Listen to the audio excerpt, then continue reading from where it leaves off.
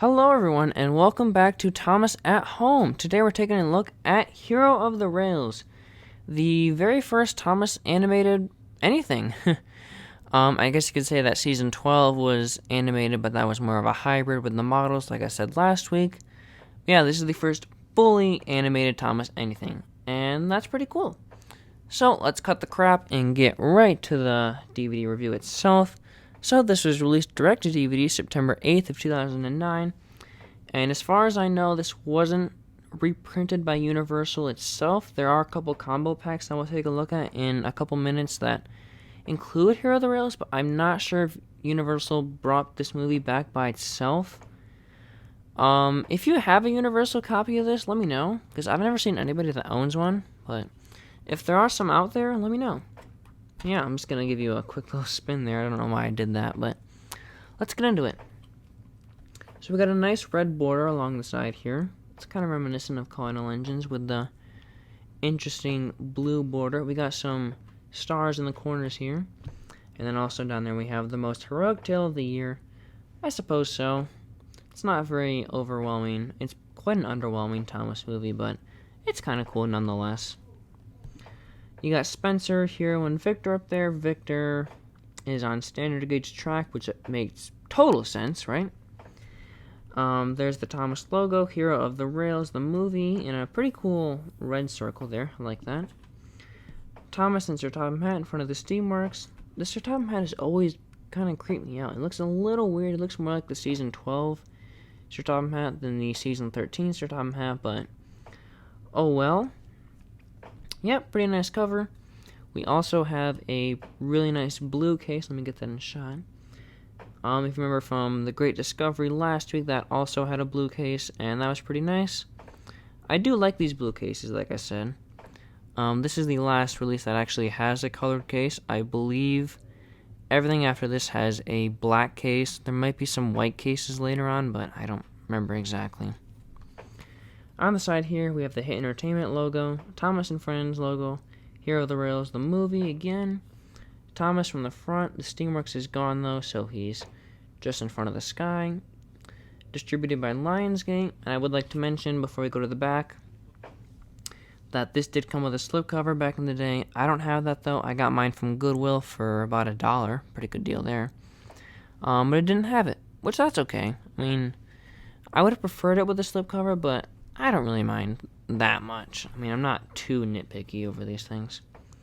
Thomas logo again, Hero of the Rails. Got that nice red border once again. Some screenshots from the movie. Oh, I also should mention this. Thomas speaks in his voice for the very first time. Excuse me, I cannot say that sentence without stuttering over my words. But yeah, that's false.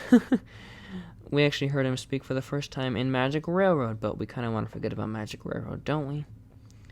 Here's some screenshots from the movie. That's not really a screenshot, more of a promotional picture, I believe. But yeah, meet new friends Hero, Victor, and Kevin. Another big promo is CJ Thomas. Bonus features, we got Thomas and Spencer racing game, Who's Pulling Into the Station game. Go Thomas karaoke music video, that's the song from the end of the movie. Pretty good song, actually. It's a very popular one, too. And Thomas and Friends Bedroom Makeover, which is pretty self-explanatory, but it's actually really cool when you actually watch it. Basically, this kid gets his whole bedroom decked out in Thomas, which I would have liked back in the day, but now it would still be cool, but I don't really think I could fit in all that stuff. Here's the disc. It is basically the bottom part of the poster. Minus that really nice red circle behind the logo there. I would have liked that, but that's alright. This is from 2009. I can't really go back in time and change it. Yeah, mine's got some stuff on it. I don't know what this is. Like I said, I did get the second hand. Huh. Oh well. I'm not gonna let it bother me. I'm pretty sure there were some inserts in this back in the day, but like I said, it's second hand, so mine either got lost or the seller kept it. I don't know why they would have kept that and not the DVD, but oh well. But we're not done yet. Mattel and Universal did put out a few combo packs, and Hero of the Rails was in both. The first one is known as the Heroic Collection. If you watched my collection video from November, I believe, on Turbo 711, you will know that this is the biggest waste of money I've ever made in my life. This thing is worthless. I don't know why I bought this, but I went out looking for this, and I couldn't find it. I found this, so I'm like, hey, you know what? I'll just buy it. And I did. I mean, I already have all these movies, so oh well. I'm not going to review this. I just thought I'd let you know in case some of you were curious, but I'm not going to look at it. It's pretty self-explanatory. I mean, it's just 5 movies put on to like 2 different discs. Yep, there's Hero of the Rails right there. You do have a screenshot from the back of the case over there. We open it up. There it is on that one. And these are weird discs. They basically compile both of the movies onto one disc. And the quality is really terrible. I think they lower the pitch on some of the movies. I haven't watched this.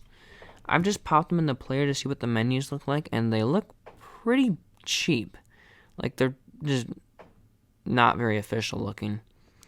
But I'm sure the quality and the sound is terrible, so never gonna watch this. I mean, if you really want Hero of the Rails, just get that one. I mean, it has 480p quality and kind of crappy sound, but at least it's better than this. And then to celebrate the 75th anniversary, Mattel put out this 10 movie birthday collection pack. It's not terrible. I might review this when the time comes, but it's kind of worth your buy. I mean, if you don't have any of these movies, it's definitely worth your buy, but yeah, I just got this for collecting purposes. And I did forget to talk about this in Calling All Engines. If you'll see right there, Calling All Engines was included on this. I'm sorry I forgot to mention it. It just slipped my mind, but I guarantee we will be seeing this for like the rest of time, because I think every Thomas movie after this is on here. Yeah. Up to Big World Big Adventures, minus Journey Beyond Sodor and The Adventure Begins, but that's okay. Yeah, let's get rid of the case, or the little slipcover thing. And it's the same disc setup as the one in the Heroic Collection. It's just colored differently, and we don't get the cool logo anymore, so that kind of stinks.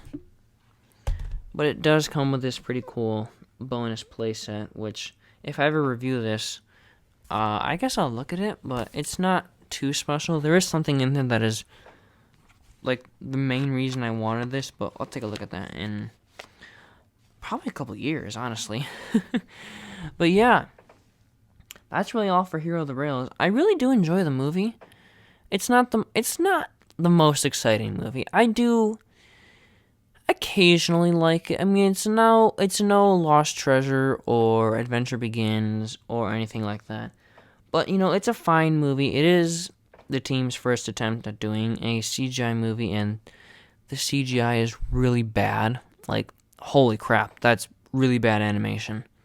I mean, you could have at least changed up the scenery a little bit, but oh well. The voice actors also do a pretty terrible job, especially the ones over here. But these 3 voice actors right there, they do a really good job. Victor has a really good voice. I love the character dynamic between Victor and Kevin. We don't really see the dynamic so much in this movie, but in later seasons we will see it, and wow, it's really cool, actually. And speaking of dynamics, I love Thomas and Hero's dynamic. It's really nice. It's like the father teaching his son how to do stuff. But yeah, Hero, best character in the movie. He's just awesome. I mean, look at his basis. It's a really great basis, and his story is really cool too. I don't like the fact that he was the first engine on Sodor in this continuity, but they kind of dropped that later on. And then Spencer's a really cool villain as well. I'm glad that they didn't choose a Diesel, like just Diesel himself, but choosing Spencer was a really good move there. I have heard people say that, oh, Spencer doesn't make sense to be the villain. And I'm like, well, you can have some different villains. You can have different characters do different things. And also, don't they already have a summer house, the Duke and Duchess? They built a summer house in Season 8, so why are they building another one? I don't know. But yeah, this movie is, at some points, it's actually pretty cool, but most of the movie is really boring. I did say I enjoyed watching it, and I do enjoy watching it for nostalgia purposes, because I watched this movie a lot growing up. Not so much now. I'm kind of glad this doesn't have a Blu-ray release. This is one of the only Thomas movies not to have a Blu-ray release. I think there are 5 more that don't have them. But yeah, after this we'll get consecutive Blu-rays for, I think, 6 years, which is pretty cool. But yeah, I'm kind of glad this doesn't have a Blu-ray. If they did make a Blu-ray, I would have loved to see some behind the scenes of how they actually modeled everything. Excuse my voice crack. But yeah, I want to see some behind the scenes footage of how they make Thomas, because I think that'd be really cool. But yeah, we're over the 10-minute mark now, which is not very good. I said I would try to keep these around or under 10 minutes, but we're going to go a little bit over here. But yeah, that's all for the movie. Not a horrible movie, but it's fine nonetheless. Next week, though, oh boy, that's not good. We're looking at, oh, you already know what we're looking at next week. But yeah, I have some popular opinions. I mean, everybody shares pretty much the same views of this movie, but yeah, we're looking at Misty Island Rescue, and bad. Really, really bad. Sorry, that got really loud, but it's a horrible movie. Just terrible. I'll get more in depth with it next week. But yeah, that's all I have to say for this. Thank you guys so much for watching, and I'll see you next week.